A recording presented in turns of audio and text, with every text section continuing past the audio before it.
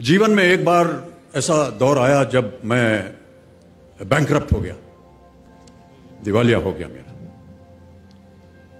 मेरी बनाई हुई कंपनी घाटे में चली गई, करोड़ों का कर्जा चढ़ गया, मेरा व्यक्तिगत बैंक बैलेंस जीरो यानी शून्य हो गया। कमाई के सब जरिए बंद थे और सरकार की तरफ से घर पर कुर्की के छापे लग गए। ये बात धीरूभाई को पता चली। बिना किसी से पूछे या जाने उन्होंने अपने छोटे बेटे और मेरे मित्र अनिल से कहा, इसका बुरा वक्त है, इसे कुछ पैसे दे दो। अनिल ने मुझे आकर ये बताया, देवी और सज्जनों, जितना वो देना चाह रहे थे उससे मेरी सारी दुविधा और परेशानियां खत्म हो जाती।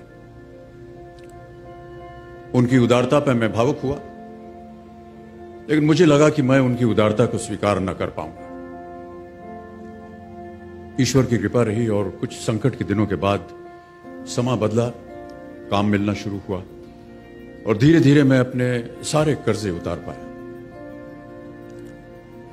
एक शाम धीरूभाई के निवास स्थान से इवेंट पर एक दावत के अवसर पर मुझे भी आमंत्रित किया गया। तो ऊपर लॉन में एक तरफ धीरूभाई एक बड़े से मेज पर अपने कुछ मित्रों, बड़े फाइनेंशियल और कॉर्पोरेट वर्ल्ड के दुनिया के दिग्गजों के साथ बैठे हुए बात कर रहे थे। मुझ पर नजर पड़ी तो मुझे बुलाया और कहा, यहां मेरे साथ बैठो। मुझे बड़ा अजीब लगा।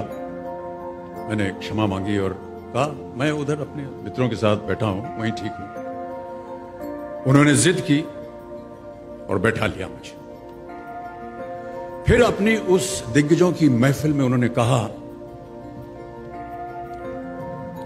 यह लड़का गिर गया था लेकिन अपने बल पर फिर खड़ा हो गया है, मैं इसकी इज्जत करता हूं।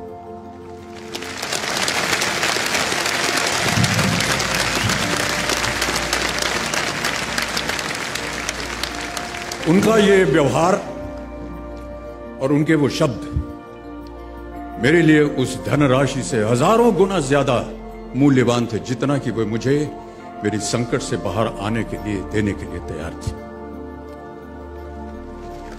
ये उनका व्यक्तित्व।